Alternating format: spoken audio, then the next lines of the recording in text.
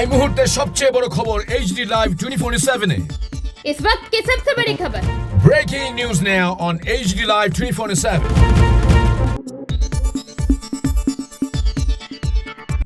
রাজ্যে একের পর এক রাজনৈতিক সমীকরণ ও আসন্ন নির্বাচনগুলোকে সামনে রেখে রণকৌশল সাজাতে আজ আগরতলা এক গুরুত্বপূর্ণ বৈঠকে বসল সিপিআইএম রাজ্য সম্পাদক মণ্ডলী। মূলত বর্তমান রাজনৈতিক প্রেক্ষাপটে বামেদের সামনে থাকা একাধিক কঠিন চ্যালেঞ্জে মোকাবিলা এবং ভবিষ্যৎ কর্মসূচি নির্ধারণেই এই বৈঠকের মূল লক্ষ্য। এই বৈঠকে অংশ নিতে আজই ত্রিপুরায় এসে পৌঁছলেন সিপিআইএম সর্বভারতীয় সাধারণ সম্পাদক এম.এ. বেইবি এবং দলের পলিট ব্যুরো সদস্য তথা পশ্চিমবঙ্গের রাজ্য সম্পাদক মোহাম্মদ সেলিম। এছাড়াও বৈঠকে উপস্থিত রয়েছেন ত্রিপুরার প্রাক্তন মুখ্যমন্ত্রী তথা পলিট ব্যুরো সদস্য মানিক সরকার এবং বর্তমান বিরোধী দলনেতা তথা দলের ত্রিপুরা রাজ্য সম্পাদক জিতেন্দ্র চৌধুরী সহ অন্যান্য শীর্ষস্থানীয় নেতৃত্বরা। দলীয় সূত্রে খবর, এই উচ্চ পর্যায়ের বৈঠকে রাজ্যের সমসাময়িক রাজনৈতিক পরিস্থিতি এবং আগামী দিনের নির্বাচনী রণকৌশল নিয়ে বিস্তারিত আলোচনা হচ্ছে।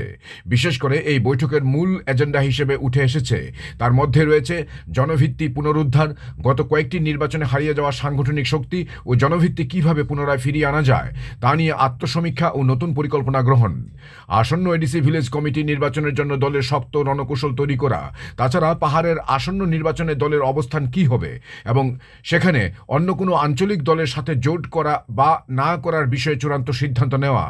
এছাড়াও সদ্য সমাপ্ত ত্রিপুরা বার অ্যাসোসিয়েশন নির্বাচনের ফলাফল পুঙ্খানুপুঙ্খভাবে পর্যালোচনা করা।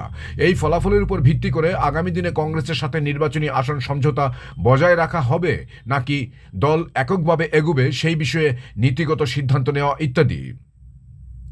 রাজনৈতিক বিশ্লেষকদের মতে সর্বভারতীয় এবং ত্রিপুরা রাজ্যের শীর্ষ নেতৃত্বের এই যৌথ বৈঠক বর্তমান পরিস্থিতিতে অত্যন্ত তাৎপর্যপূর্ণ।